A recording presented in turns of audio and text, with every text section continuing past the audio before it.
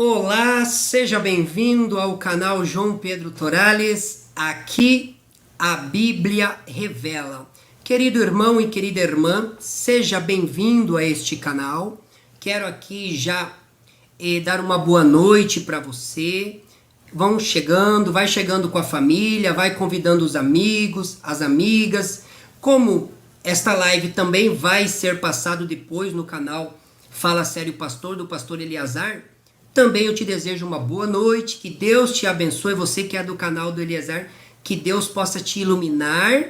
E hoje com certeza vai ser uma live abençoada. Hoje a gente vai fazer algumas perguntas especiais e eu tenho o prazer, a alegria de receber aí o meu querido pastor Eliazar. Boa noite, meu querido. Olá, Excelência, boa noite. Boa noite a todos os amigos aí que acompanham o canal João Pedro Torales. Sejam bem-vindos, é uma alegria estar com vocês. Aos amigos aí também do canal Fala Sério Pastor, é muito bom estar com vocês.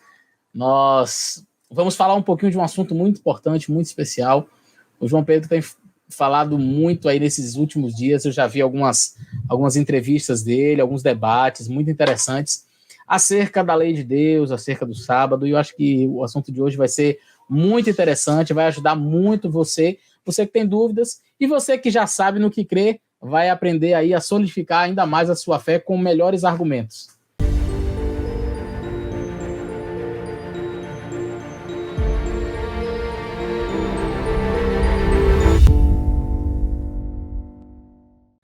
Amém, pastor. Amém. Pastor, vamos fazer uma pequena entrevista contigo, tá? A gente vai aprender um pouquinho aí, algumas particularidades da sua vida, até onde você quiser contar, você vai contar. Não precisa ter medo, são perguntas simples, perguntas bacanas aí que eu já fiz para outros pastores, como o pastor Benjamin Belmonte, o pastor Gilberto Teis, vários pastores aqui participaram das entrevistas, né? As perguntas são sempre parecidas, porém as respostas são bem diferentes. Cada um tem aí um encontro com Jesus, cada um tem um tipo de pensamento, né? E então hoje, pastor, mas antes de eu começar aí já fazendo a primeira pergunta, eu tenho uma curiosidade. Da onde surgiu esse nome pro teu canal Fala Sério Pastor? A hora que eu vi Fala Sério Pastor, eu falei, mas da onde ele surgiu com esse nome? É legal. Você quer comentar um pouquinho pra gente sobre isso? Sim. Olha só. Esse nome surgiu há muito tempo atrás. Na verdade, quando eu comecei o meu ministério há 11 anos atrás, lá na cidade de Santa Maria da Vitória, no extremo oeste da Bahia.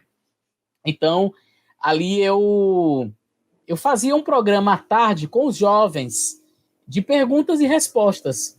A gente se reunia como se fosse um programa jovem, e ao invés de termos ali outras coisas, nós fazíamos um momento de diálogo. E aí cada jovem levava a sua pergunta, cada jovem levava o seu questionamento, e aí me colocava como uma espécie de na mira da verdade. E aí, pastor, fala sério, pastor, vou mandar uma pergunta agora para você. E aí fazia a pergunta, fala sério, pastor, e acabou ficando conhecido como Fala Sério Pastor. Então, às vezes tinha um acampamento de retiro de carnaval, às vezes a gente ia para um acampamento dos bravadores, pastor, vamos fazer um Fala Sério Pastor aqui? Bora! Aí reunia todo mundo e aí a gente ficava naquele momento de perguntas e respostas. Depois que eu fui embora, vários continuaram, né, pastor, por que você não faz um canal no YouTube respondendo as perguntas igual aquele Fala Sério Pastor?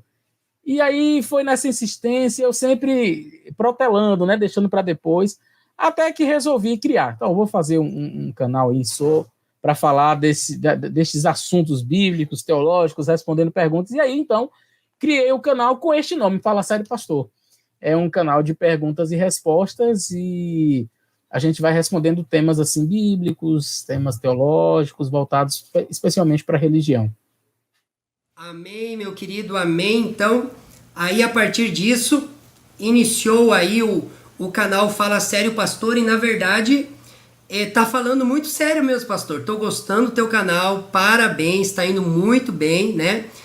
São temas aí muito interessantes, então eu quero aqui novamente, já quero fazer aquela propagandinha, aquela recomendação. Você que é do canal João Pedro Torales, vá lá, dê um pulinho no canal Fala Sério Pastor, do pastor Eliazar Domini. Acho que é isso o nome final, Domini, né?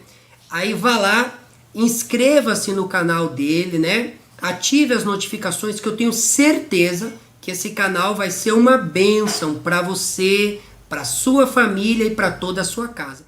E você que é do canal Eliazar, se quiser conhecer o canal João Pedro Torales, também está livre aí o acesso se vocês quiserem conhecer. Queridos, estamos aí recém-iniciando. Você que está chegando agora, vá compartilhando aí o link desta live, vai convidando o pessoal, amigos, amigas, para chegar e para ir assistindo esta live, que eu tenho certeza que vai ser uma bênção.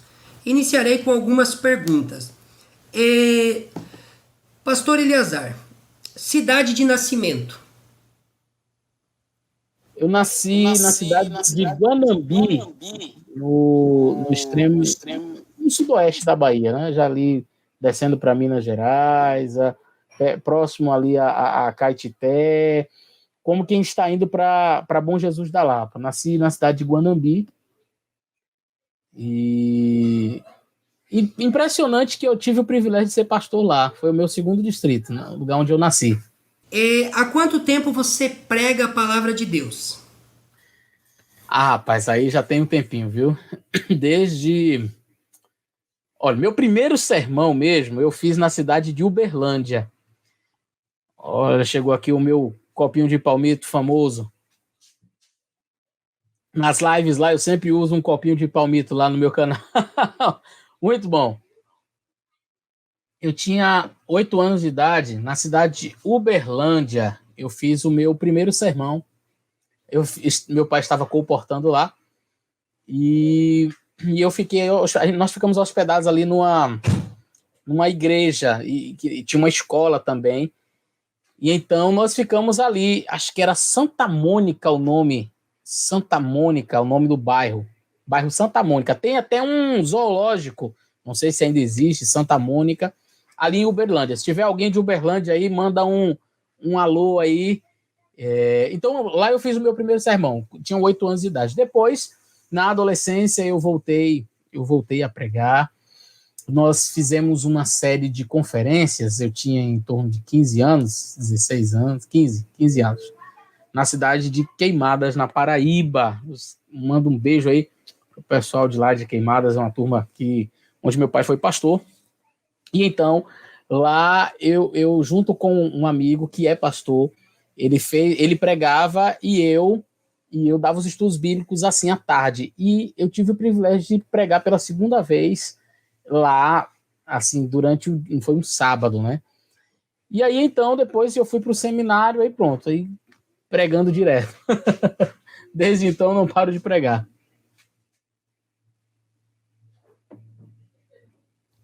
Amém.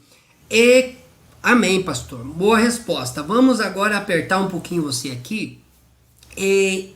Qual é o maior desafio para um pastor? Vamos fazer uma bate-volta aqui, na sua opinião, para a gente ir perguntando. Qual é o maior desafio para um pastor? Maior desafio para um pastor? Olha, eu acho que é relativo, porque cada pastor tem uma realidade diferente. Então eu posso falar de aspectos meus, os meus maiores desafios. Mas assim, os meus maiores desafios podem não ser os maiores desafios de outro colega. Então, eu acredito que o maior desafio do pastor é lidar com as coisas sagradas sem perder a sacracidade das coisas. Quando você lida com máquinas, é muito simples. Você é um engenheiro mecatrônico, você é um indivíduo, é um mecânico, chega o carro lá na sua oficina, você está mexendo com robótica, enfim. Chega o produto, você pega a chave de fenda, pega a chave estrela e roda, bota parafuso, tira parafuso, troca o filtro, troca... É uma máquina. Seu instrumento de trabalho é aquilo ali. Você se sente bem trabalhando com aquilo ali.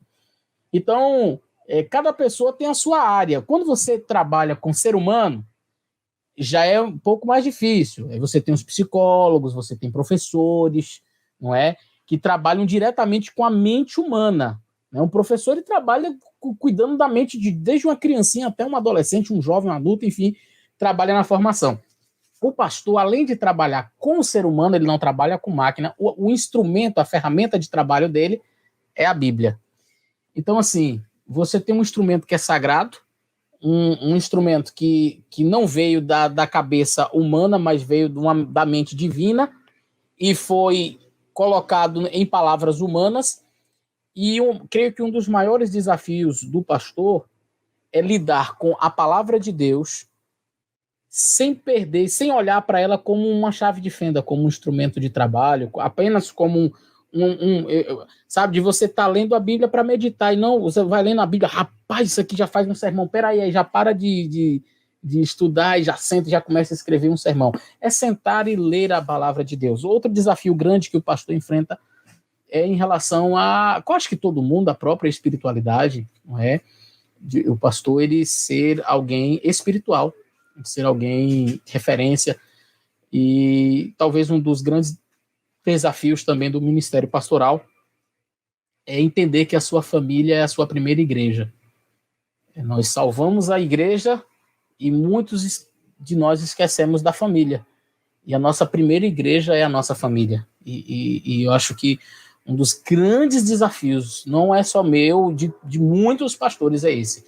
É entender que aqui na terra, em primeiro lugar está a família, depois a igreja. Sua primeira igreja é a sua família. Não adianta você levar um distrito inteiro para o céu, centenas de irmãos para o céu, e você olhar para trás e ver que a sua família ficou. Então, acho que esse são os maiores desafios do ministério pastoral.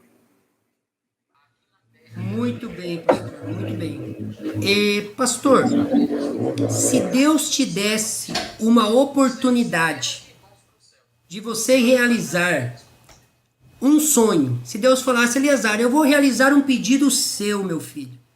Fala como ele disse lá para... deixa eu lembrar aqui que eu acabei de esquecer, me deu um branco aqui.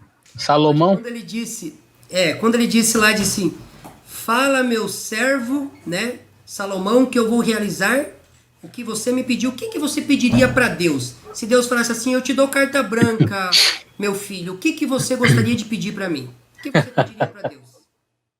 Rapaz, boa pergunta. Mas sem sombra de dúvidas, sem pestanejar, meu único pedido a Deus é que ele não permitisse que eu me perdesse.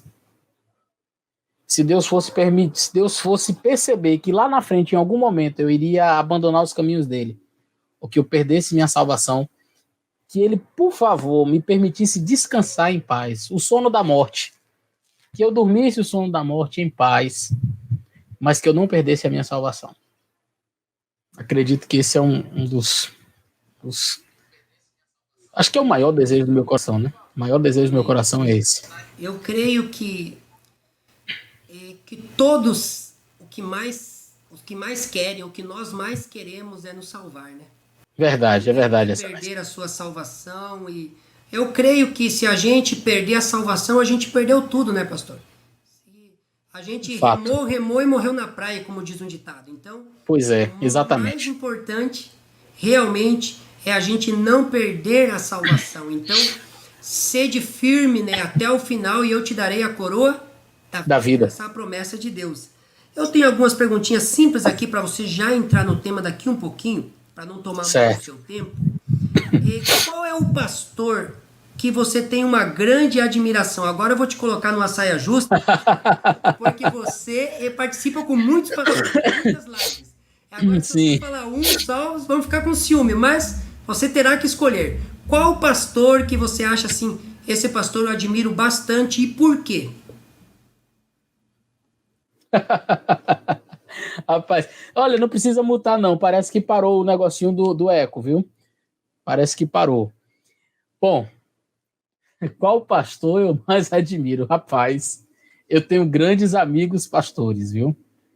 Eu tenho grandes amigos pastores. Mas eu vou te surpreender com a minha resposta. Talvez para muitos que já me conhecem, a minha resposta não vai ser uma surpresa.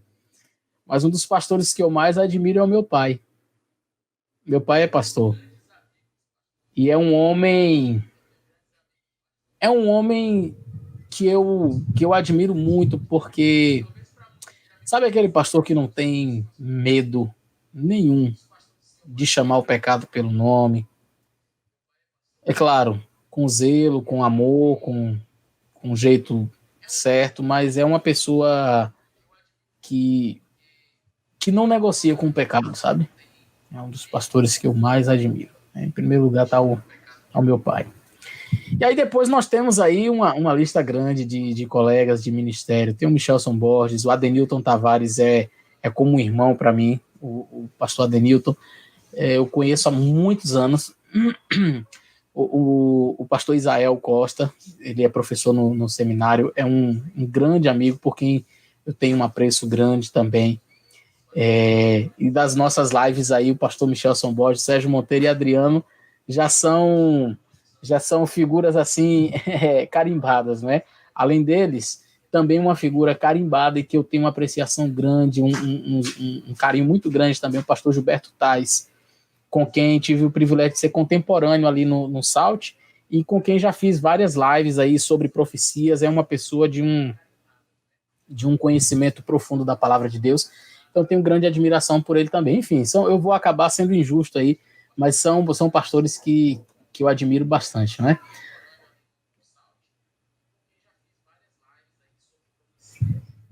Ok, realmente admirar o pastor e ainda o pastor ser o seu próprio pai é interessante, né? Muito interessante. Que com certeza teu pai ficou orgulhoso aqui. Então, o teu pai com certeza é um dos meus. Eu também, embora a gente é pecador, eu também gosto de pregar, às vezes, e chamar o pecado pelo nome. Você tentar mostrar a verdade, né? Claro, com amor, igual você falou, com carinho, mas muitas vezes uma mensagem mais forte assim não atrai todo mundo, né?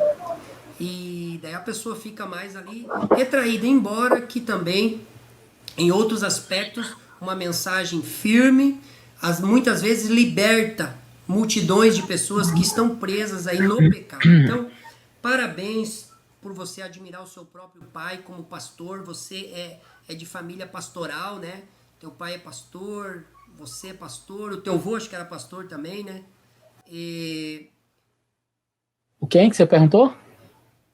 Ah, sim. Eu tô perdendo aqui teu áudio, mas você tá me ouvindo. Eu estou te ouvindo. Você perguntou quem que era pastor também? Você fez assim, alguém mais que era pastor? Meu pai? Ok. Pastor, o pessoal tá ouvindo bem, você tá me ouvindo. Eu tô ouvindo pelo computador, então tem um pouquinho de atraso. Pouquinha coisa de atraso na voz, mas eu tô acompanhando você aqui, tá? Então, mas parabéns por isso. Também os outros pastores que você frisou aí são pessoas que eu gosto muito, o Michelson Borges, né? O pastor Eliazar, o pastor, o outro pastor lá também que eu admiro bastante. Também tem o pastor Sérgio Monteiro. O Gilberto Tés é um pastor que eu gosto muito, porque sempre é parceiro, sempre está aí ajudando. É um pastor muito paciente, né? Muito calmo, eu admiro muito. Então, o pessoal que você escolheu aí foi um pessoal muito bom. Mas o pastor principal que você admira é o seu próprio pai. Parabéns. Deus te abençoe. Eu vou fazer aqui mais 2 perguntinhas só e eu vou permitir que você entre no tema. Nesse momento em que nós vivemos, qual é a mensagem mais importante que um pastor ou um pregador deve anunciar nos púlpitos ou no YouTube, ou seja, no dia a dia? Qual é a mensagem que um adventista remanescente tem que pregar hoje, na tua opinião? Deixa eu só ajeitar a lâmpada aqui, que deu um vento forte aqui, o negócio, pronto, melhorou aqui. Vamos lá. A mensagem para este tempo, meu amigo. Sem dúvida nenhuma, é a mensagem da volta de Jesus. Essa é uma mensagem sempre atual. A mensagem da volta de Jesus, essa é a mensagem que deve ser proclamada a todo mundo com poder, acompanhada naturalmente do Espírito Santo. Essa mensagem deve ser proclamada a todos. Todas as outras mensagens, elas são adjacentes a esta, porque todas as mensagens que nós pregarmos, elas têm um único objetivo: fazer você entender mais sobre Deus para estar preparado para a volta de Jesus. Então eu vou falar sobre a lei de Deus. Para que eu vou falar sobre a lei de Deus? Que um dia Jesus Cristo vai voltar, você vai ser julgado pela lei de Deus, e você precisa estar em pé diante de Deus. Vou falar sobre a graça, a morte de Jesus. Jesus morreu. Louvado seja Deus, ele morreu para me salvar. Me salvar, salvação. Isso ocorrerá quando? Quando Jesus voltar, então eu vou para o céu.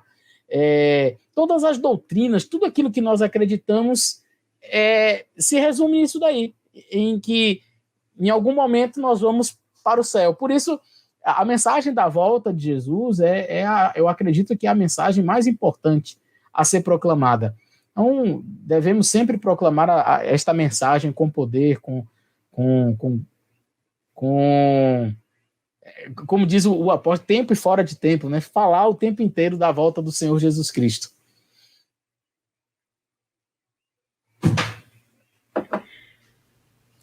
Muito bem. A mensagem da volta de Jesus é um dos centros aí para nossa vida, porque eu acredito assim, pastor Eleazar, que nós não aguentamos mais este mundo. Muitas coisas vêm acontecendo nesse mundo, muitas tristezas, catástrofes, fatalidades, e a gente vê que esse mundo não tem uma solução humana, não encontra uma solução humana. Então a gente sabe ali, conforme a estátua de Nabucodonosor, que o único que vai realmente solucionar todos os povos é a volta de Jesus. O pecado tem que ser extinguido. Então eu creio que a volta de Jesus realmente seja o tema central. Agora vem a última pergunta, uma pergunta assim bem interessante, e agora vai fazer você assim dar uma pensada realmente. Alguns pastores responderam assim mais facilmente, outros analisaram um pouco. Profeticamente, meu querido pastor Eleazar, profeticamente, Jesus vai demorar a voltar, na tua opinião? Uma pergunta que todo mundo quer saber. E aí, se Jesus vai voltar, não vai voltar? Faz 2000 anos que a gente prega. Mas hoje, pastor, diante de tudo que vem acontecendo, será que chegou o momento? Será que Jesus ainda vai demorar a voltar? O que você nos diria aí para contribuir, para alimentar a nossa fé aí? Meu amigo, a minha resposta ela tem que ser bíblica. E a resposta bíblica é sempre da urgência da volta de Jesus. Quando você vai para o livro de Apocalipse, você vai encontrar o apóstolo o tempo inteiro retratando as palavras de Jesus. E as palavras de Jesus são sempre assim: eis que cedo venho. Venho sem demora, conserve o que tens para que ninguém tome a tua coroa.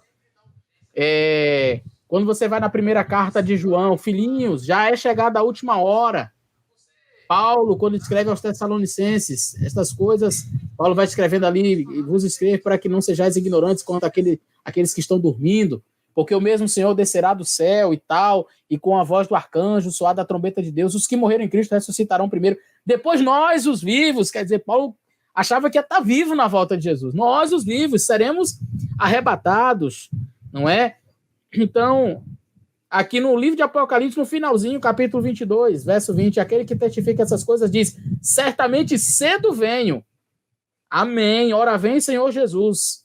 Quer dizer, quando você vai para a Bíblia, no Novo Testamento é só assim: cedo venho, venho sem demora, eis que o juiz já está às portas. A mensagem de Cristo é essa: eu venho cedo, eu venho logo, fica preparado. Então, quando é que Jesus vai voltar? Eu quero que ele volte logo. A minha esperança é que ele volte na minha geração. Paulo dizia: olha, Jesus vai voltar, vai ressuscitar todos os justos, e aí depois nós, os vivos, nós que ficarmos, vamos ser arrebatados com ele. Quer dizer, Paulo acreditava que ele ia ser arrebatado. Então, quando eu prego sobre a volta de Jesus, eu prego para a volta de Jesus para os meus dias. A volta de Jesus eu queria que fosse esse ano. Agora, o que eu não posso fazer é determinar. Isso eu não posso fazer. Eu não posso dizer assim: olha, gente, Jesus volta em pelo menos tanto tempo. Em 10 anos aí Jesus volta. Isso aí é imprudente. Eu já vi um indivíduo que ele falava que Jesus voltaria em 10 anos, isso na década de 90. Jesus volta em 10 anos, que os sinais estão aí e tal. Se Jesus não voltar, eu abandono a fé. Passou 10 anos, Jesus não voltou. E o que ele fez? Abandonou a fé. Por quê? Porque a fé dele estava baseada no cálculo que ele fez.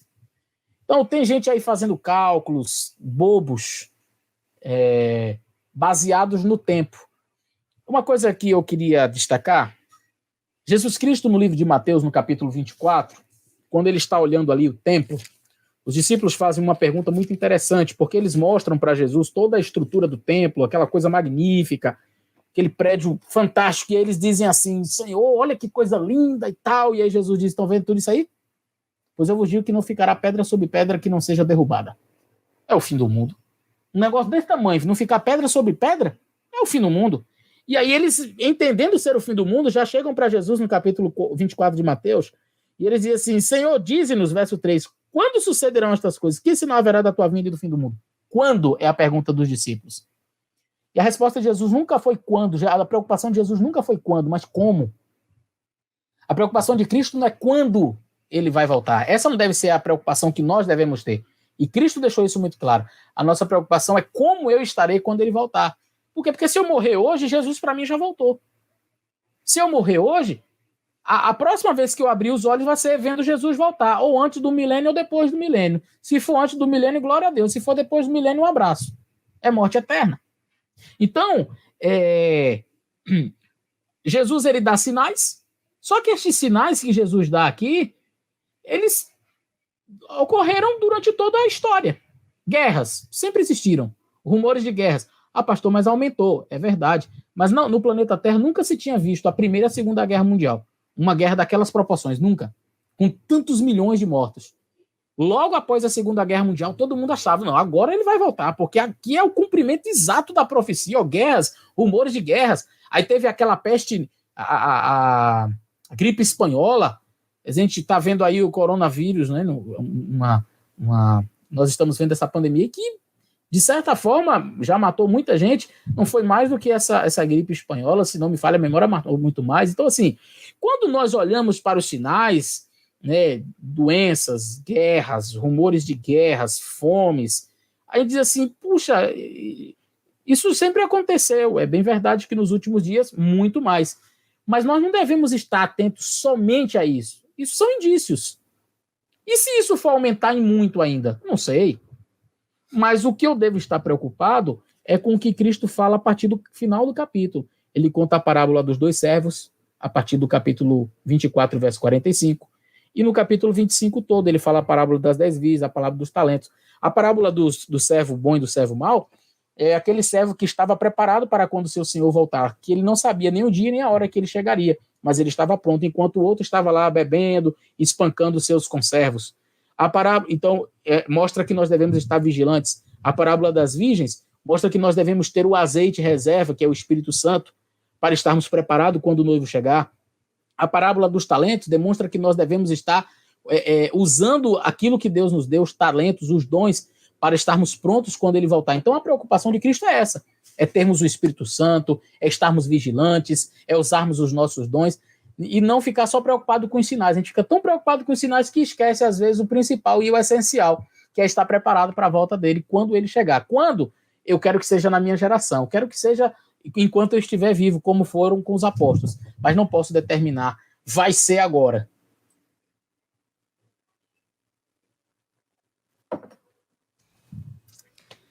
Muito bem tua resposta.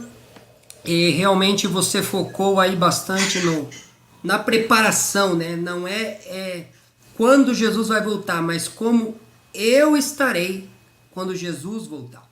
Embora nós sabemos que as profecias indicam uma proximidade, isso é claro, a gente entende que as coisas aumentaram, mas o pastor focou muito bem sobre o preparo diário da nossa vida.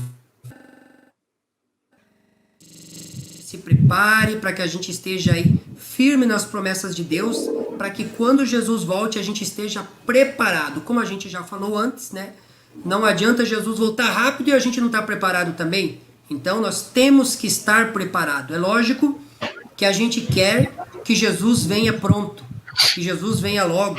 Eu creio que é um anseio de qualquer pastor adventista de qualquer pregador, de qualquer evangelista, este é meu anseio, ver Jesus voltar nas nuvens dos céus. Mas diante de todo este panorama, né, nós vemos aí os passos de um Deus que se aproxima. Os passos de um Deus que está chegando.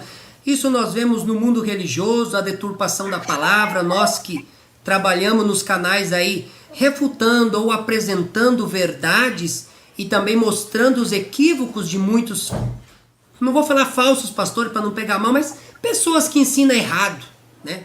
Pessoas que estão conduzindo o rebanho por caminhos tortuosos, e a gente vê o quanto que a palavra de Deus é comercializada, né, pastor Eleazar?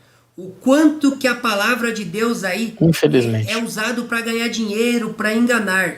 E justo o tema de hoje, que você vai falar um pouquinho para nós aí, se Deus quiser a gente vai ter outra live no futuro, você vai abordar mais aí com mais tranquilidade. Mas hoje a gente vai falar sobre algo fundamental. O alicerce, uma parte do alicerce da fé adventista, que é a santa lei de Deus. Aquilo que foi escrito pelo dedo de Deus. Então muitas pessoas tentam o quê? Abolir essa santa lei. E eu faço uma pergunta, será que a lei realmente escrita pelo dedo de Deus, o decálogo, foi abolido? Por que as pessoas, pastor Eleazar, chega a ter raiva quando a gente apresenta a lei de Deus, em vez deles terem alegria? Quando a gente fala da lei de Deus, muitos religiosos têm raiva. Muitos religiosos têm raiva de alguns mandamentos de Deus. E eu fico me perguntando por quê? Mas a pergunta é, por que a lei de Deus? Será que a lei de Deus ainda está em vigência? Será que foi abolida? Qual é a validade dessa lei? Então, pastor, você pode ficar à vontade para fazer um comentário. Quando você, se eu puder, aí eu entro perguntando alguma coisa, mas você fique à vontade para você comentar sobre a lei de Deus, que é o tema propriamente dito, tá? Então eu vou abrir a tela cheia para você comentar da lei de Deus. Antes disso, eu faço aquele convite aí, um convite final para vocês. Inscreva-se no canal do Pastor Eleazar, é um canal abençoado, o canal Fala Sério Pastor, tá? Conheça esse canal que eu tenho certeza que vai ser uma bênção para sua casa. Pastor, fique à vontade agora, a tela é sua. Pode ficar à vontade. Tá, ok, excelência, muito obrigado. Vamos falar um pouquinho então sobre este assunto, né? O assunto da lei de Deus. A lei de Deus. A lei de Deus ela é eterna.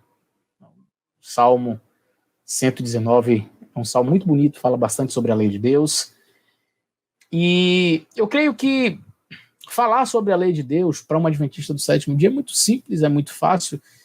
Na verdade, deveria ser para todo aquele que tem este livro em casa. A lei de Deus, os 10 mandamentos. Alguns entendem equivocadamente o assunto da lei de Deus e colocam responsabilidades sobre a lei que ela nunca teve. Tá? Então, que precisa ficar muito claro no início da nossa fala. Presta bem atenção. A lei não salva ninguém. Ponto. A lei não salva ninguém. Ninguém é salvo porque guarda a lei. Que lei, pastor? A lei. Seja os 10 mandamentos ou as leis do Antigo Testamento, não importa. Ninguém é salvo por guardar a lei. Outro equívoco. Algumas pessoas acham que no Antigo Testamento os judeus eram salvos por guardar a lei. E aí, quando Jesus veio, na nova aliança, agora você é salvo pela graça. Como se a salvação fosse algo assim. Antigo Testamento, salvo pela lei. Novo Testamento, salvo pela graça. Isso é um equívoco de quem não tem Bíblia. Esse é um equívoco de uma pessoa que nunca estudou a Bíblia. Por que eu digo isso? Porque a salvação, ela nunca foi pela lei. Em todo o Antigo Testamento, em todo o Novo Testamento, a salvação sempre foi pela graça. E onde eu encontro a graça na Bíblia? Onde eu encontro a graça no Antigo Testamento? O ritual do santuário. Você tem que entrar no santuário e você vai ver a graça ali. A doutrina do santuário, na verdade, bem antes do santuário, nas representações do santuário ali, depois que o homem sai do Éden, você vai perceber quando ele sacrifica o cordeirinho.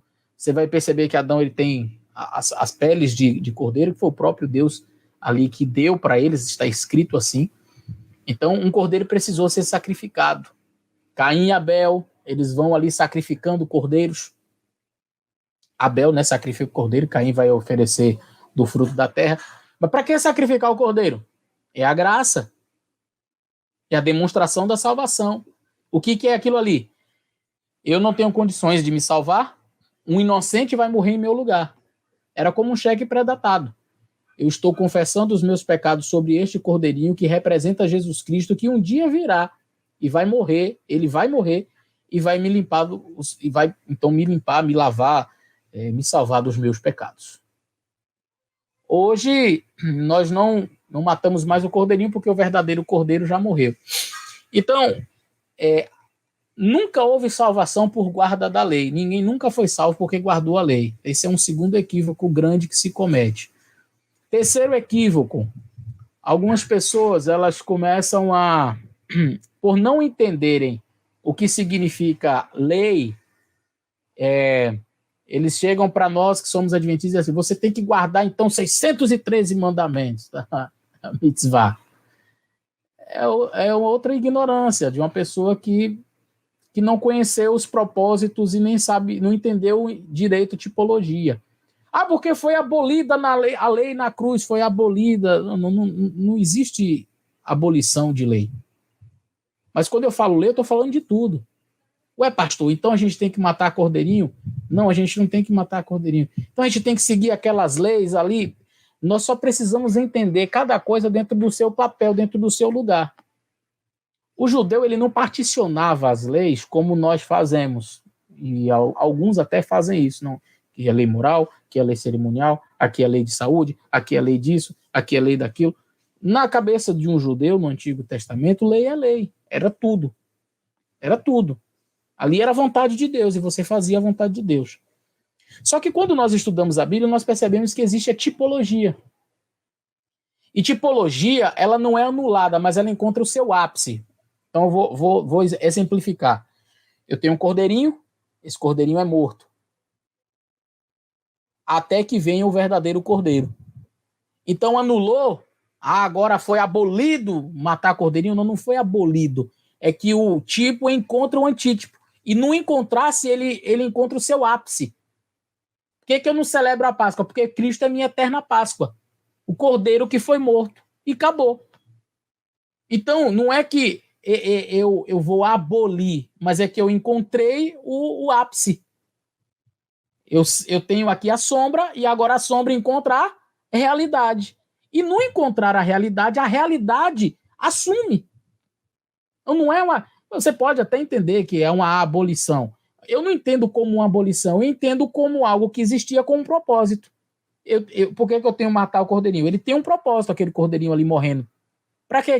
Qual é o propósito daquele cordeirinho? Me lembrar que um dia vai vir o cordeiro, me lembrar que um dia vai vir o verdadeiro cordeiro. Chegou o verdadeiro cordeiro. Então vou abolir agora. Não é que eu vou abolir. Não, agora a sombra encontrou a realidade. Agora eu tenho o verdadeiro cordeiro. Então o propósito foi cumprido. Entenderam? Então eu tenho um propósito didático de Deus ali no Antigo Testamento. E aí algumas pessoas elas querem colocar dentro do pacote de tipologia o que não é tipológico. Por exemplo, as leis dietéticas. Não, vamos comer carne de porco, porque quando Jesus veio, ele aboliu as leis, e aí agora você pode comer de tudo. Eu digo, não, mas eu não vou comer carne de porco, porque Jesus não morreu para purificar porco. Não, mas então mate cordeirinho. Olha que mentalidade. Então quer dizer, se eu não quiser comer carne de porco, porque a Bíblia me proíbe, então eu vou ter que voltar para matar cordeirinho. Quer dizer, uma coisa tem nada a ver com a outra. Eu tenho uma tipologia, eu tenho um aspecto tipológico onde a sombra encontra a realidade. Agora me diga qual é a sombra e qual é a realidade do porco para você comer ou não comer. Onde que eu vou encontrar assim? Não, peraí. O porco eu não podia comer, porque aqui é sombra. Mas aí chegou a realidade, Jesus. Aí agora eu posso comer porco, porque a sombra encontrou a realidade. Que tipologia maluca é essa? Não existe. Então, dentro daquilo que é um aspecto tipológico, circunstancial, nós percebemos que Deus colocou para o seu povo justamente com essa função didática, onde a sombra vai encontrar a realidade. Ponto. Em outras questões, como, por exemplo, essa que eu mencionei, leis dietéticas, inclusive não dadas somente para o povo de Israel, tá? Porque a gente vai perceber claramente, já desde Noé, a distinção de animais limpos e imundos. Aí você diz assim, mas a distinção de animais limpos e imundos ali era para sacrifício. Não, senhor. Me mostra um texto na Bíblia onde mostra alguém sacrificando galinha. E galinha é um animal limpo. O franguinho é um animal limpo. Você pode comer um frango. Mas ninguém sacrificava frango. E agora? Então você vai perceber que animal limpo e imundo entra 7 pares, entra 2. Não tem nada a ver com sacrifícios em si, mas tem que ver com alimento. Ponto. Ok. Dito isto, é necessário mostrar também que os 10 mandamentos não são tipológicos. Eles fazem parte da lei de Deus, das prescrições divinas que são eternas. Então, aquilo que era tipológico, aquilo que era circunstancial, local, por exemplo,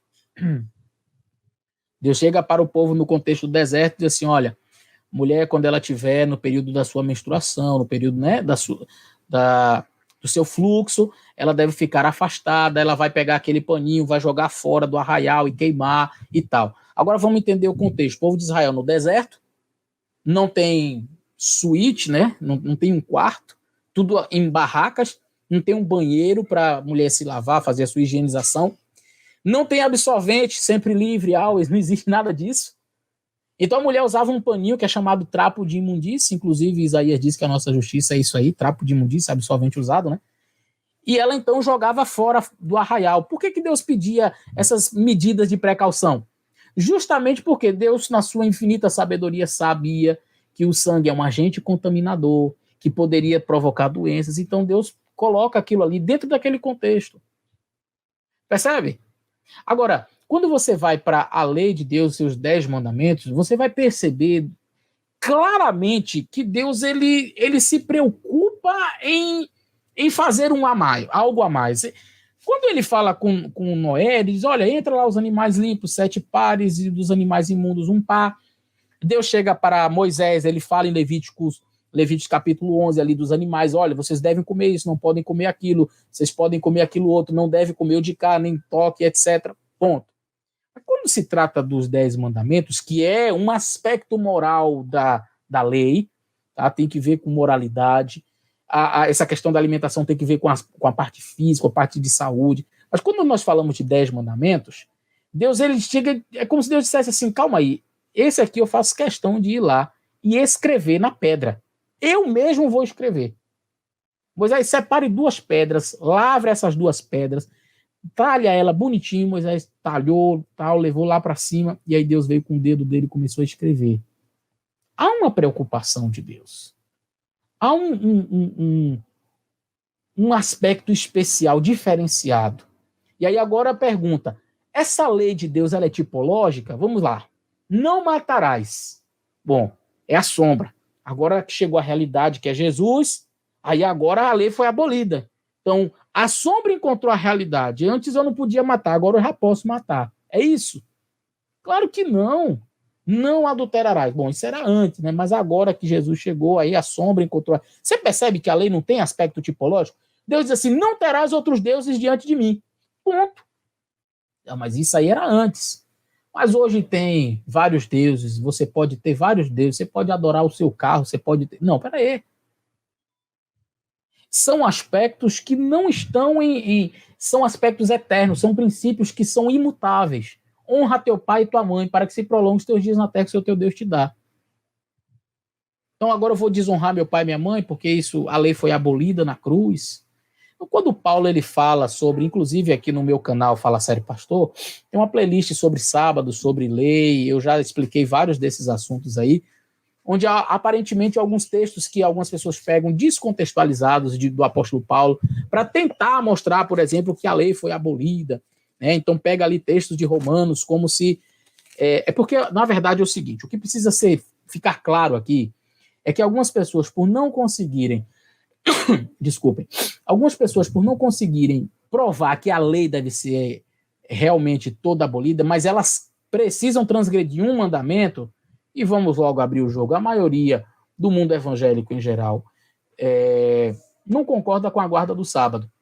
Então, para que não fique com a consciência pesada, eu vou transgredir um mandamento. E aí? Mas pode transgredir um e o resto não? Aí ele diz, não, então a lei foi abolida na cruz. Então aí você chega e pega aqui o apóstolo Paulo, e aí em Romanos você vai abrindo lá e diz agora no capítulo 7, verso 6, tá vendo aí, pastor? A Bíblia diz, agora estamos livres da lei. Paulo fala, livres da lei, pois morremos para aquilo que estávamos retidos, para que sirvamos em novidade de espírito e não na velhice da lei. Paulo é claro, pastor. Nós estamos livres da lei. Leia o verso seguinte. Por que parou no 6? Por que não leu o 7? Que diremos, pois, é a lei pecado? De modo nenhum, mas eu não conhecia o pecado se não fosse pela lei. Porque eu não conheceria a concupiscência se a lei não dissesse não cobiçarás. Então, peraí. O que é ser livre da lei? De que liberdade o apóstolo está falando? Por que ele diz estamos livres da lei? Depois ele pergunta, a lei é pecado? E mais na frente, verso 12. Assim a lei é santa, o mandamento é santo, justo e bom. Paulo diz que a lei é santa, o mandamento é santo, justo e bom. Capítulo 3 do livro de Romanos, ele pergunta no verso 31. Anulamos, pois, a lei pela fé? De maneira nenhuma. Antes estabelecemos, confirmamos a lei. Então, a pergunta é, como é que Paulo diz? Nós estamos livres da lei. Aqui ele diz, agora nós estabelecemos a lei, nós confirmamos a lei. Nós vamos anular a lei? De jeito nenhum. Ele fala de maneira nenhuma, é muito enfático. E aí? Anula a lei ou não anula a lei? Foi abolido ou não foi? E aí, Paulo? Se decida. Na verdade, Paulo está bem decidido. Confuso está quem não sabe ler a Bíblia, que não consegue perceber qual é o propósito da lei. Estou um pouquinho gripado ainda. Mas o propósito da lei é muito... Quando você descobre, fica muito simples entender. E o propósito da lei está no próprio Romanos capítulo 7.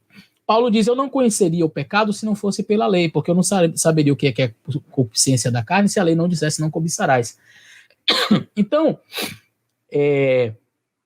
eu entendo que a lei ela serve para me mostrar o pecado. Somente isso. A lei salva? Não. Alguém vai ser salvo porque guarda o sábado? Não.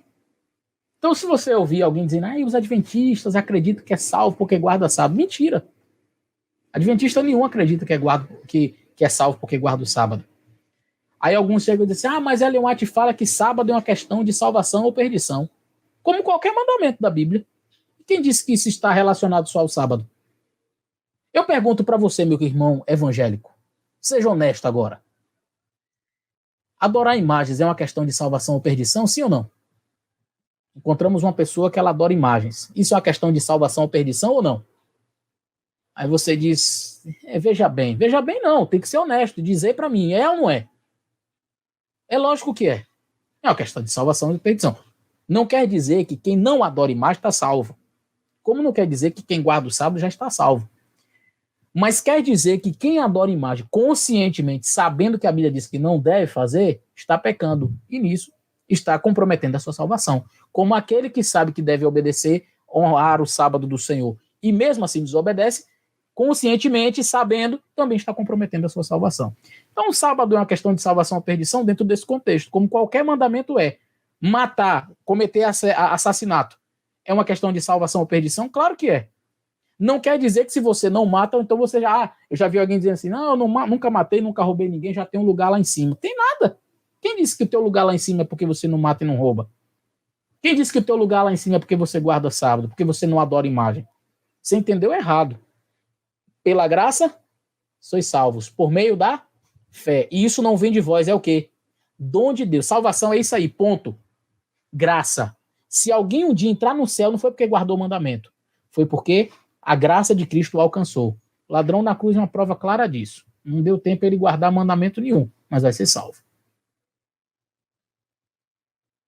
Agora, a transgressão dos mandamentos de Deus me coloca numa situação de perdição. Guardar os mandamentos não me salva, mas transgredi-los conscientemente me coloca numa situação de perdição. Dito isso, gente, desculpa essa tossezinha. Ô, amor, você pode pegar mais água? Vou pegar aqui água aqui no meu copinho de palmito que já acabou e a garganta secou. Então, dito isso, acerca da questão da lei, entendendo qual o propósito da lei, que não é me salvar, o propósito da lei não é me levar para o céu, o propósito da lei não é me tornar aceitável diante de Deus. Não, você guarda a lei, Deus vai te olhar bonitinho, ele olhar para você com um olhar de aprovação. Agora sim, agora eu te achei um camarada bom porque você está guardando a lei. Esqueça. Se você está guardando a lei para contabilizar alguma coisa lá no céu, para receber pontos diante de Deus, você está guardando a lei pelo motivo errado. O obedecer aos mandamentos do Senhor, muito obrigado. O obedecer aos mandamentos de Deus, ele é um resultado. Ele não é uma ação para receber alguma coisa. Eu não guardo os mandamentos para receber a salvação, eu não guardo os mandamentos para ter pontos com Deus. O guardar os mandamentos é o resultado e não o fim em si mesmo. O resultado de quê, pastor? João 14, verso 15. Jesus disse, se me amardes, guardareis os meus mandamentos. Então, está aqui, olha, bem grifadinho na minha Bíblia, bem aqui, olha. Se me amardes, guardareis os meus mandamentos. João 14, verso 15. É o resultado. Eu amo Jesus. Guardo os mandamentos dele? Guardo, pastor. E o sábado? Não, esse daí eu não guardo, não. Eu guardo os outros. Ama nada. Ué, pastor, você quer agora julgar o coração dos outros? Bom, se você não sabia até hoje que o sábado é o dia do Senhor, precisa ser observado e que faz parte da lei de Deus, tudo bem. Você pode amar a Jesus. Agora, se você diz que ama a Jesus, mas não guarda sabendo que deveria guardar, você não ama de verdade, não. E eu vou dar um exemplo claro para provar que você não ama. O camarada, ele é casado. E ele chega para a esposa e diz assim, olha, eu te amo. Vou ser fiel a você de domingo a sexta. No sábado eu vou dar umas escapulidinhas. Mas eu te amo, viu? Te amo mesmo. Essa mulher vai acreditar nesse amor? Você acredita nesse amor? Um amor que é fiel de domingo a sexta. Agora, no sábado, ele dá umas escapulidas, ele fica com outras. Mas ele diz que ama. É aquela pessoa que diz que ama Jesus. Mas ele não quer guardar todos os mandamentos. Eu guardo 9. 9 eu guardo. Entendeu? Não adoro imagem, não, pastor. E eu acho muito interessante, no mundo evangélico em geral, como se apressam em julgar, por exemplo, um irmão católico. Um irmão católico que adora imagens. E ele já chega dizendo assim, você não vai para o céu, não. Mas por quê? Porque você adora imagem, você vai para o inferno. Eu já vi, não foi ninguém que me contou, eu já vi alguém abordando desse jeito aí. Vai para o inferno, porque você é um idólatra. Uou! É? E onde é que diz isso? Que é a pessoa que não deve adorar imagem. Está aqui na lei de Deus. Eu digo, segundo mandamento, não é? Leia o terceiro. Agora leia o quarto. Aí quando chega no quarto, diz que não precisa, não. E aí é aquela famosa seletividade. Quando me agrada, beleza. Quando não me agrada, aí eu começo. Aí vem os argumentos. Os argumentos são os mais diversos. Não, porque não foi dado para gentio. Não, porque para os cristãos não era necessário. Não, inclusive eu fiz um vídeo mostrando que o sábado era guardado pelos cristãos desde sempre. Todos os séculos tinham cristãos guardando o sábado do Senhor. Assiste aí no meu canal, foi uma resposta que eu dei a dois padres. Então, a questão da seletividade. Quando me agrada, quando não me agrada, aí eu começo com esses argumentos, né? Porque não foi dado para cristão, porque não foi isso, porque eu não sou mais judeu, porque é da lei de Moisés. Interessante que o sábado é dado lá na criação do mundo. Quando Deus termina tudo, ele abençoa, ele santifica. Abençoa e santifica. Para quê? Não, porque Moisés ia vir depois. Aí não, ele abençoou e santificou. Para quê? Essa é a pergunta. Por que você vai abençoar e vai santificar um dia simplesmente para nada? Se Deus abençoou e santificou, naquele momento é porque ele tinha uma razão específica. E tem gente que diz por aí que Adão não guardou o sábado, que os patriarcas não guardaram o sábado, que até Moisés ninguém guardou sábado. É como se Deus chega lá, faz o mundo em 6 dias, no 7º ele diz, esse dia é especial, eu vou abençoar e vou santificar. Eu fico imaginando Adão perguntando, que Adão já estava lá, ele foi feito no 6º dia. Senhor, o Senhor está abençoando esse dia para quê mesmo? Está santificando, tornando santo esse dia por quê? Não é por nada não, Adão. Daqui a alguns 1000 anos você ainda vai pecar, aí vai vir vai nascer um Moisés, aí vai ser obrigatório. Por enquanto, eu estou santificando para nada, não. Só para santificar mesmo. Eu estou abençoando esse dia, não é para nada. É porque eu quero só, porque eu fiquei assim, ó, acordei e disse, não, hoje eu quero abençoar. Ei, Deus não é ser humano, não. Deus não é menino, não. Às vezes fica colocando Deus como se fosse uma criança. Eu levantei hoje, me deu vontade de abençoar um dia, mas simplesmente para nada. Se Deus abençoou, se Deus tornou santo, tinha um propósito. Então não vem para cá me dizer que sábado é da lei de Moisés. Não, você não passou da primeira página da Bíblia. Porque na primeira página da Bíblia já fala do sábado. É só você abrir. Pelo menos na minha. Tá bem velhinha, mas é a Bíblia que eu amo. Logo aqui em Gênesis capítulo 2, logo aqui no iniciozinho, ó. Abençoou o dia 7º e o santificou. Aqui. Até do durexzinho aqui. Deus abençoou e santificou. Acabou. Agora, e existem evangélicos que falam sobre a lei de Deus como sendo eterna? E aqui que eu quero terminar a minha fala. E aí, Excelência, se você puder, eu vou compartilhar aqui uma tela, e eu queria que você, se você pudesse colocar aí, alguém estava me ligando aqui, mas eu não vou poder atender agora. Pronto. Share screen. Excelência, eu vou compartilhar essa tela aí. Você pode colocar? Pronto, Excelência. Muito bem. É a lei de Deus. E aí, só para a gente fazer um retorno rápido, só relembrando o que é pecado, a Bíblia diz muito claramente em 1 João 3,4 que o pecado é transgressão da lei de Deus. Ponto. Se pecado é transgressão, e alguns dizem que Jesus aboliu a lei, a gente entra numa situação difícil. Primeiro porque Paulo vai dizer que onde não há lei, não há pecado. Isso é muito claro na Bíblia. Não havendo lei, não há pecado. Isso é claro. É uma premissa básica. É basilar isso daí. Então, Romanos 4, verso 15 e 5:13, vamos ler. Romanos, capítulo 4 e o verso 15. Olha o que diz aqui. Olha. Romanos 4, verso 15. Porque a lei opera ira. Porque onde não há lei, não há transgressão. E 5, verso 13. Ele vai repetir. Porque até a lei estava o pecado no mundo, mas o pecado não é imputado não havendo lei. Então, onde não há lei, não há pecado. Ponto. Se a lei foi abolida, então não existe o quê? Pecado. E a Bíblia fala que Jesus salvará o mundo dos seus pecados. Entretanto, abolida a lei, o pecado desaparece. Sem pecado, todos se tornam justos. Não há, então, necessidade de salvação. E não havendo salvação, Jesus para nada vale. E o seu sacrifício foi em vão.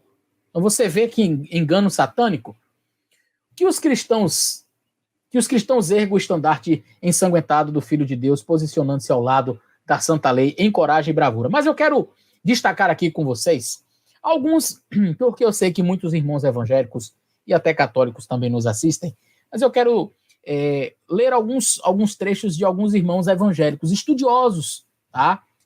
Do mundo evangélico, e o que eles falaram sobre a lei de Deus. Vamos dar uma lida aí? Vamos ler aqui. Os congregacionalistas, a igreja congregacional. Vamos lá. Olha o que eles dizem aqui, olha. Não existe na Bíblia mandamento que requeira de nós a observância do primeiro dia da semana como sendo o sábado cristão. More than two chapters of baptism for Fuller é a referência onde está escrito isso daí. Outros, metodistas. Olha o que os irmãos metodistas dizem. Eles dizem assim, olha.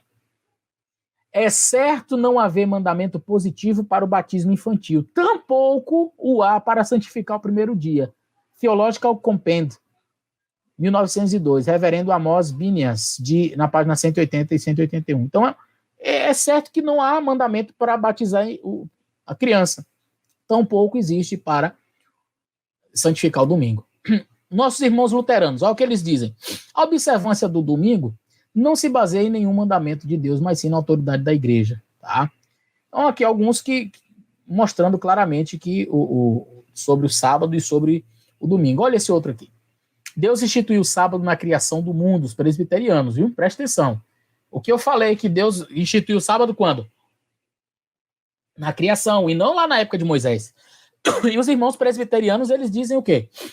Deus instituiu o sábado na criação do mundo, separando para este fim o sétimo dia, e impôs sua observância como obrigação universal, moral e perpétua. Eu achei fantástico. Ele explicou melhor do que eu. Que Deus instituiu o sábado quando? Na criação do mundo, não foi na lei de Moisés. Separando este fim, né, para este fim, o sétimo dia. O sétimo dia é separado para um fim sagrado.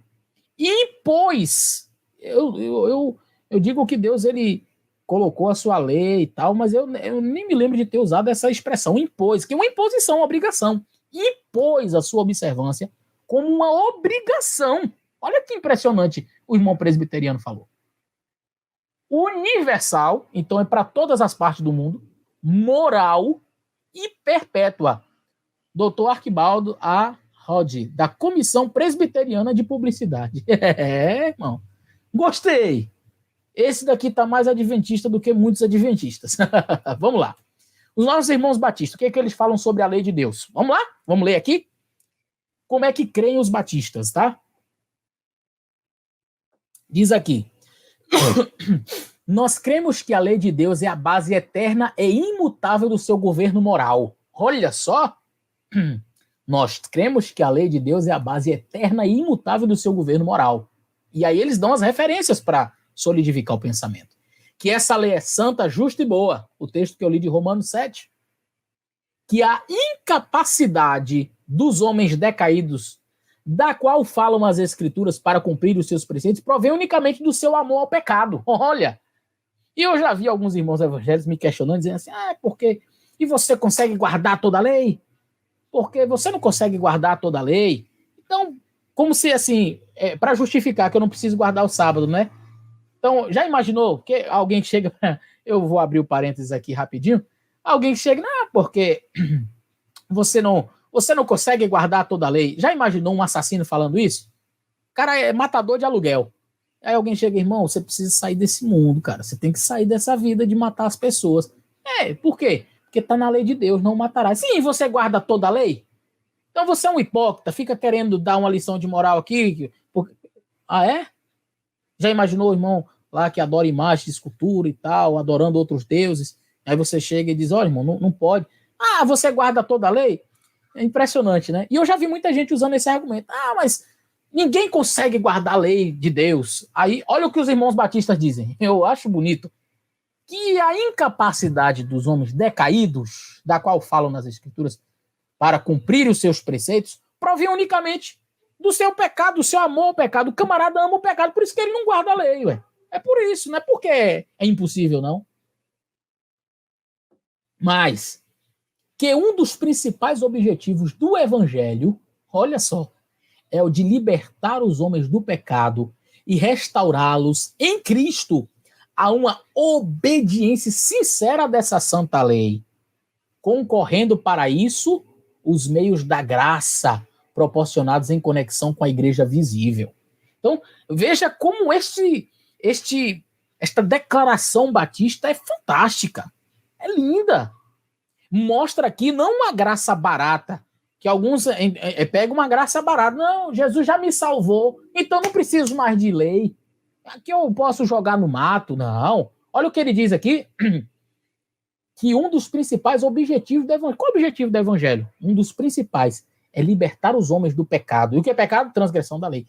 Restaurá-los em Cristo a uma obediência sincera da santa lei de Deus. E a santa lei de Deus inclui todos os 10 mandamentos, inclusive o sábado.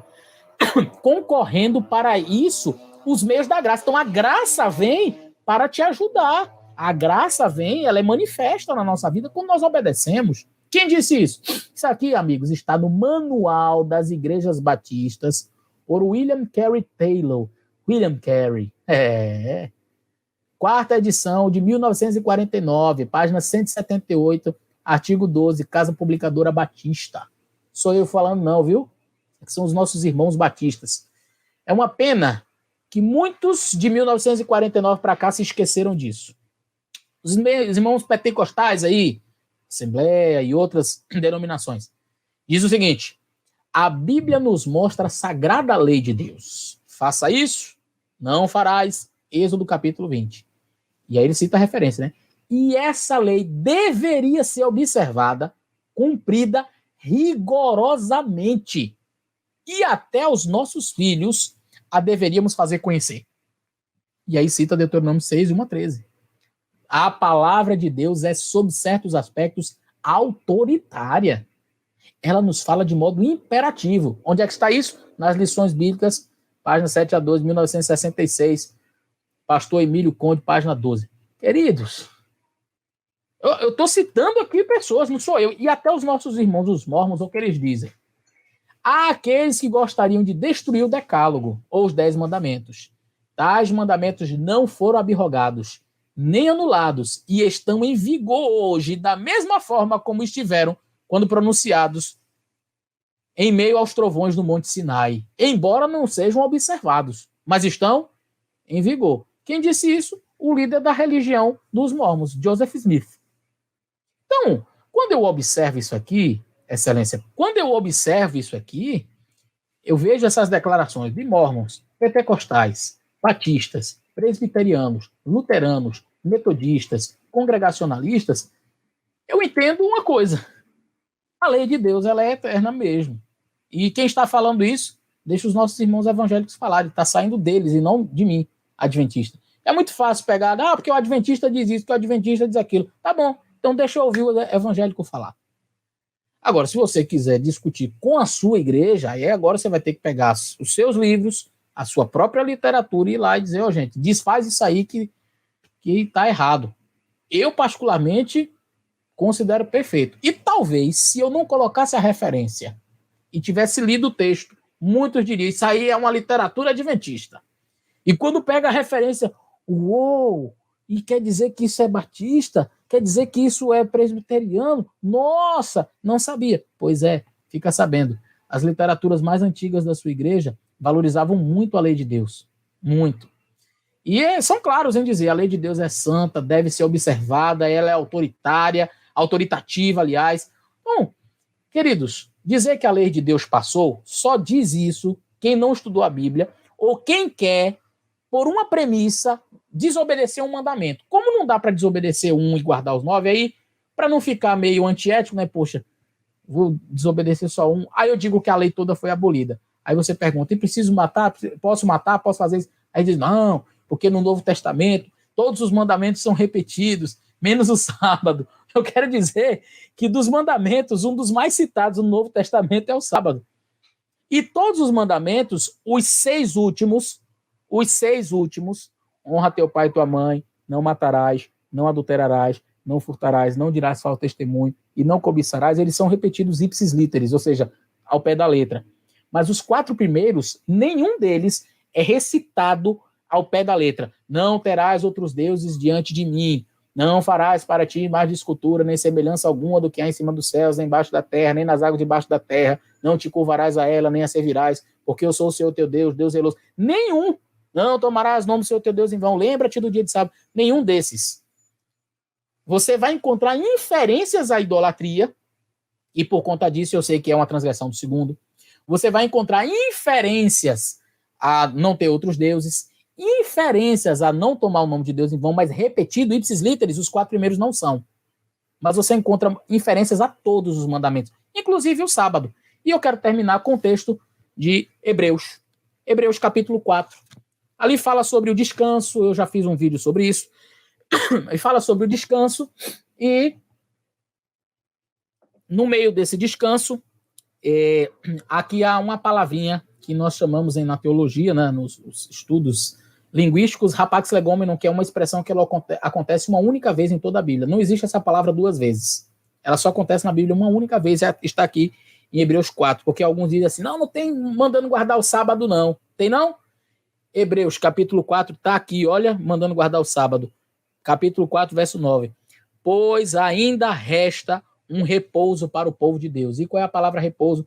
Se você pegar o capítulo 3 e o capítulo 4, o apóstolo Paulo, ele fala aqui a expressão catapauses o tempo todo, que é a expressão descanso, catapauses. Só nesse lugar, quando ele vai dizer assim, ainda tem um repouso para o povo de Deus. Olha, existe ainda um dia de repouso. Ainda existe um repouso para o povo de Deus. Aí ele muda a expressão. Ele não usa mais catapauses. Ele usa essa expressão aqui. Eu anotei aqui do lado da minha Bíblia. Olha. É sabatismos. O que significa sabatismos em grego? Repouso sabático. Quantas vezes aparece na Bíblia? Uma. Aqui. O autor está dizendo assim, ó, existe um repouso sabático para o povo de Deus. Se você está duvidando, pegue a Bíblia em grego e leia.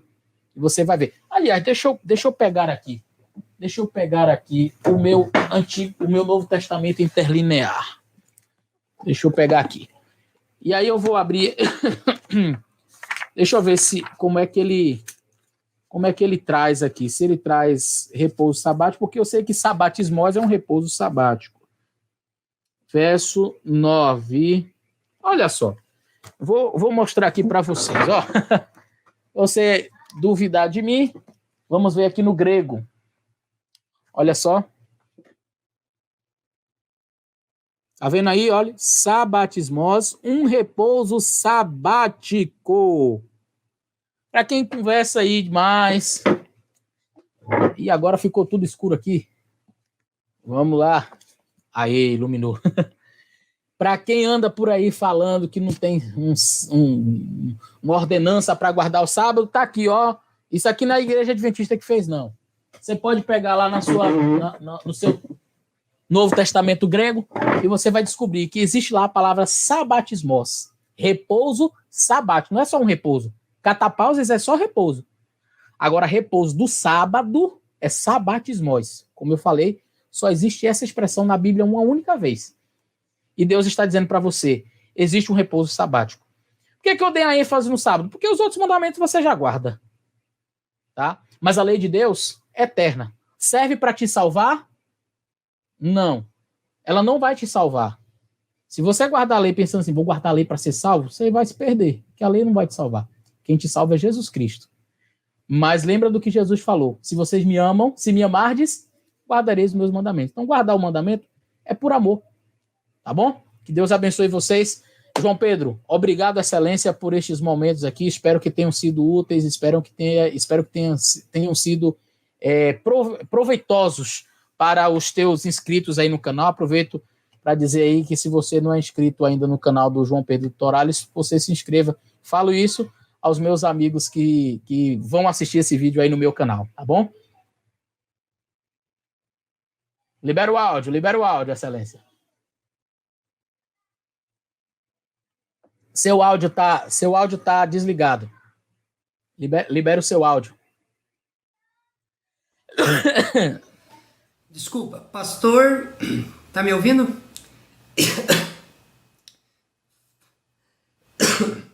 Desculpa, foi uma bênção. A tosse pegou. Eu que estudo bastante a palavra de Deus, pude aprender bastante. Realmente, muitas coisas que você aqui citou, até eu que sou aí, vamos dizer agora, sou teu amigo, se você não me mostrasse as referências desses pastores evangélicos, até eu ia ficar assim, falando que você pegou referência adventista. Brincadeira. Mas, realmente, tem muitas referências de pastores batistas, presbiterianos, mormons, pentecostais, que quando a gente lê isso, parece realmente que eles são mais adventistas que a gente. A declaração é linfática. Então você deu uma aula, pastor, foi uma bênção. Eu tenho certeza que todos aqui do canal João Pedro Torales vai te agradecer muito por você ter tirado o seu tempo, por você aí ter vindo, tirado tempo para poder explicar para nós sobre a lei de Deus. E o mais lindo, eu tenho certeza que dará frutos. Você foi direto, você apresentou sem medo, mostrou a verdade aqui e tirou muitas dúvidas. Então, pastor, eu tenho que te agradecer muito, que Deus possa continuar aí abençoando o teu ministério, tá?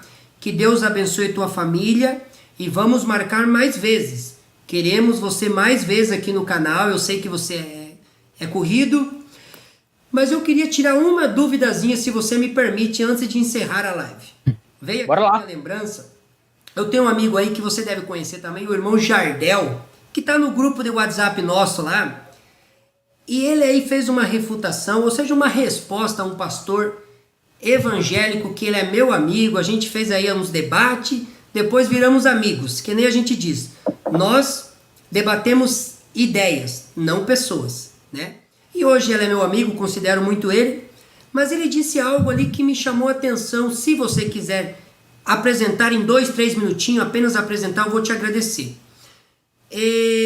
Usou o texto ali, o Jardel pediu para mim até, pedir para você, me ver a lembrança agora, o texto de Mateus 5,17, cuideis que eu não vim destruir a lei, mas eu vim cumprir. O termo plerô, cumprir, certo? Aí o que ele foca? Que Jesus cumpriu essa lei, e quando Jesus cumpriu essa lei, automaticamente a lei terminou. Porque ele cumpriu, então a lei terminou. Que o termo plerô seria concluir, terminar, ou vamos colocar aniquilar a lei. Se você quiser comentar um pouquinho sobre isso, será que quando Jesus cumpriu a lei, realmente terminou? Roubando o teu tempo aí, pastor, uns 3 minutinhos para você falar. É aquilo que eu expliquei, não é? O indivíduo, ele desconhece o propósito da lei. Se eu colocar plerô como um sentido de cumprimento e de extinção, eu preciso explicar todo... É interessante que, assim, você pergunta assim, pastor, plerô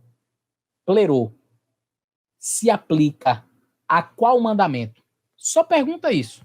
Pastor, o termo plerô, esse cumprimento da lei, para a qual essa ideia que você está trazendo de que acabou, não precisa mais, é válida. Essa expressão plerô se aplica a qual dos mandamentos? Vamos lá, pastor. Mandamento 1. Não terás outros deuses diante de mim. Plerô se aplica, pastor. Aí ele vai te responder, não pode ter outro Deus, não? Não, mas não plerou, pastor? Não plerou lá o negócio? Plerou, ué. Então. Não, mas não. Então tá bom, pastor. Vamos pro segundo. Não farás para ti imagem de escultura, nem semelhança alguma do que há em cima dos céus, nem embaixo na terra, nem nas águas debaixo da terra. Não te prostrarás diante delas, nem a servirás, porque eu sou o Senhor teu Deus, Deus zeloso, que visita a maldade do pai nos filhos até a 3ª e 4ª geração daqueles que me aborrecem, mas faço misericórdia até 1000 gerações daqueles que me amam e guardam os meus mandamentos. E aí, pastor, plerou? Plerou ou não plerou? Ele vai dizer, não, aí não. Calma aí. Não pode adorar a imagem. Então não plerou? Não cumpriu, não? Não acabou, não? Não. Beleza, pastor. Vamos para o 3º mandamento. Não tomarás o nome do Senhor teu Deus em vão, porque o Senhor não terá por inocente o que chamar o seu santo nome em vão. Plerou, pastor? Não plerou, não. Não cumpriu, não? Não. Beleza. Vamos pular o 4, vamos pro 5. Honra teu pai e tua mãe, para que se prolongue os teus dias na terra que o Senhor teu Deus te dá. E aí, pastor, plerou? Não plerou, não. Não? Tem que honrar o pai e a mãe? Tem. Não acabou? Não foi aniquilado, não? Jesus não já cumpriu? Não cumpriu? Cumpriu, mas então... Não, mas aí... Não, sem mais. Cumpriu ou não cumpriu? Cumpriu. Então, se ele cumpriu, eu preciso ainda? Não, veja bem. Sem veja bem, pastor. É simples. Plerou ou não plerou? Ok? Vamos pro 6º. Não matarás. Plerou ou não plerou? Não adulterarás. Não furtarás. Não dirás falso testemunho contra o teu próximo. E aí, plerou ou não plerou? Não cobiçarás a casa do teu próximo, nem a sua mulher, nem o seu boi, nem o seu jumento, nem coisa alguma que pertence ao seu próximo. E aí, pastor? Não pode cobiçar, não. Peraí, pastor, então não plerou. O que é plerou? O que é cumprir? Cumpriu ou não cumpriu? Cumpriu. E é o cumprimento que Jesus fez, anulou isso aí, tudo que eu falei? Não. Aí eu chego e digo assim, agora vamos lá, pastor, verso 8. Lembra-te do dia de sábado para o santificar. 6 dias trabalharás e farás toda a tua obra. Mas o 7º dia é o sábado do Senhor teu Deus. Dele não farás nenhum trabalho. Nem tu, nem o teu filho, nem a tua filha, nem o teu servo, nem a tua serva, nem o teu animal, nem o estrangeiro das tuas portas para dentro. Porque em 6 dias, olha para onde o sábado te leva. Em 6 dias fez o Senhor os céus, a terra, o mar e tudo que neles há. E o 7º dia Deus descansou. Por isso abençoou e o santificou. Santificou o dia 7º. Porque nele descansou de toda obra que como Criador fizera. E aí, pastor? Aí plerou. Agora cumpriu, não precisa mais, acabou. Então perceba, O problema dele não é com a lei, o problema dele é com o sábado. Simples assim. Entendeu? O problema dele nunca foi com a lei, o problema dele é com o sábado. Então, por causa do sábado, ele disse que não, toda a lei foi abolida, e aí plerou, e aí etc. E quando você começa a questionar se plerou mesmo, se cumpriu mesmo, aí ele começa a se embananar. Entendeu? E outra coisa, quando esse tipo de discussão, apesar de que ali Jesus está falando lei e profetas, é uma referência ao Antigo Testamento, e o cumprimento, Jesus está simplesmente dizendo que tipo está encontrando antítipo. Quando está falando da lei dos... não penseis que vim revogar a lei e os profetas, e em outras... essa era uma forma reduzida de se falar do Antigo Testamento. Na época de Jesus, ninguém dizia assim, o Antigo Testamento e o Novo... Não existia Novo Testamento Antigo. Como é que se chamava o Antigo Testamento na época de Cristo? Lei e os profetas. Ou a lei, os escritos e os profetas. Tá? Então, essa era uma forma reduzida. Naturalmente que os 10 mandamentos estão inclusos na lei, que é a Torá, o Pentateuco, os 5 primeiros livros. Então, Jesus está dizendo assim, gente, eu não vim para destruir aquilo ali, não, o Antigo Testamento, não vim jogar o Antigo Testamento no lixo, não. Eu vim para cumprir, ou seja, eu vim tratar da tipologia. Não tem a tipologia, não tem o cordeirinho, não tem a sombra, eu sou a realidade. Então, a sombra vai encontrar a realidade. Não vim para destruir, vim para que haja um encontro. E no encontro da sombra com a realidade, Jesus é o máximo. Eu não preciso agora matar o cordeirinho porque a sombra encontrou a realidade. Jesus em nenhum momento aqui está tratando de sábado. Em nenhum momento ele está tratando de matar ou não matar. Em nenhum momento aqui Jesus está dizendo que você pode adorar ou não adorar a imagem. O texto não está falando disso. Ao contrário, o texto está dizendo que ele é o cumprimento das profecias que estavam na lei e nos profetas. Na lei e nos profetas encontram-se as profecias que falavam de Jesus Cristo. É isso que ele está dizendo. Eu vim para cumprir. Para cumprir o quê? Para cumprir o que estava escrito acerca dele. E a Bíblia claramente no Novo Testamento fala isso várias vezes. Para que se cumprisse o que fora dito por intermédio do profeta tal, para que se cumprisse o que fora dito por Isaías, para que se cumprisse o que disse o profeta, para que se cumprisse... Então, quando Jesus diz eu vim para cumprir, é isso. Ele veio cumprir. Então, veja, para que se cumprisse o que fora dito pelo profeta, voz do que clama no deserto. Então, agora, já cumpriu, já pega Isaías lá e rasga. Porque já cumpriu. A voz já clamou no deserto, então pode rasgar Isaías? Não vamos ser infantis. Essa é uma maneira infantilizada de estudar a Bíblia. Então nós temos que ser maduros, adultos para estudar a Bíblia, para que se cumprisse o que fora dito pelo profeta, que ele viria montado no jumentinho e tal. Então pega aquele profeta do Antigo Testamento e rasga, porque já cumpriu. Não é isso. Então, quando Jesus disse que ele veio para cumprir, é dentro desse sentido, de que as profecias apontavam para ele e ele é o cumpridor final destas profecias. E não quer dizer que as profecias agora cumpridas devam ser descartadas, jogadas no lixo. Essa é uma forma, repito, pueril de se estudar a Bíblia. Amém, pastor. Muito obrigado. Estou aí. Roubei um pouquinho a mais do seu tempo, mas todos nós gostamos, aprendemos muito e eu fico muito feliz em Deus aí ter nos presenteado você como pastor adventista. Fico muito feliz, vejo que Deus tem te usado e vai te usar muito ainda no ministério. Pastor, que você ore por nós para encerrar essa live. Tem algumas perguntas que eles mandaram, mas eu vou deixar por uma outra oportunidade. E eu quero aqui, só ler aqui, que eu vou responder para a irmã Ana Amélia Amador, Maia, ela pediu, por favor, explica Efésios 2,16, mas eu vou responder ela, isso aí eu vou fazer um vídeo especial para ela. Por favor, quero me tornar adventista. Vocês podem me explicar? Ela falou, João, me explica Efésios 2,16. Então, querida irmã Ana Amélia, por causa do tempo, né, para a gente não estender muito a live, eu vou fazer um vídeo especial para você, vou citar o teu nome, e eu vou explicar para você sobre isso, tá? Depois, se o pastor Eliazar quiser também falar sobre isso, apresentar, outra oportunidade ele apresenta. Ok, irmã Ana Amélia, Deus te abençoe, mas eu vou dar uma resposta para ti. Pastor, você quer orar por nós? Pra gente Sim. A live não fica meio extenso pro pessoal. Oremos. Nosso Deus e Pai, muito obrigado, Senhor, por esta live, por estes momentos passados aqui com o Pedro. Senhor, obrigado porque eu tenho certeza que esta live terá um alcance importante para as pessoas. Muitos ouvirão, muitos estudarão, muitos aprenderão e perceberão a importância da lei de Deus. Que o Senhor continue abençoando o canal do João Pedro Torales. O Senhor abençoe também aquelas pessoas que vão entrar em contato com esta mensagem. E que nos dê um ano de 2021 abençoado, guardado pelos seus anjos, em nome de Jesus. Amém.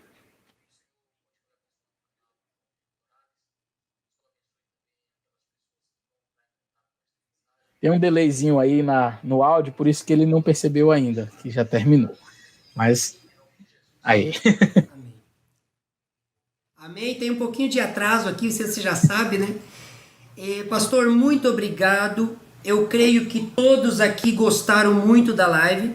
E eu estendo o convite para você, futuramente, a gente fazer outra live, tá? Vou melhorar um pouquinho o áudio aí, tem algumas coisinhas que tem que melhorar, a gente vai melhorar. Mas eu só tenho a agradecer muito e vou postar esse vídeo em vários grupos, com certeza. Eu tenho aí mais de uns 15 grupos que eu administro aí no Facebook e eu vou postar porque foi muito boa, muito bom mesmo. Não é porque você está aqui na nossa frente, mas foi bom mesmo. Foi uma benção, Deus te abençoe, capitão. Fique com Deus. Abraço para tua família, para tuas filhinhas lindas aí, que tem uma filhinha sua que tem um canal também. Abraço para ela, depois Há duas. o link do canal. As duas têm canal. As duas. Uma é a Haná, tem o canal Minutos Proféticos com Haná, onde ela explica sobre profecias, sobre Daniel, Apocalipse, ela explica direitinho. E a outra é a Isabela, a galeguinha, Histórias da Bíblia com Belinha. Ela explica sobre as histórias da Bíblia, sobre Jó, sobre Abraão, do jeitinho dela, muito especial. São dois canais aí bem legais que a criançada vai gostar muito. Amém. Então as meninas é uma bênção aí, tem puxado o pai, o avô, né? E tem uma bênção. Deus te abençoe. Você, querido, que nos assistiu até agora, muito obrigado pela paciência, muito obrigado aí por estar conosco até agora. Que Deus abençoe vocês, que Deus abençoe tua família. Querida Ana, não fique triste, eu vou fazer um vídeo para você, tá? Especificamente respondendo você. Se eu não conseguir, o pastor Eleazar faz esse vídeo respondendo você. Mas eu vou responder, fique tranquila e que Deus abençoe cada um de vocês. Até a próxima, fique na paz do Senhor.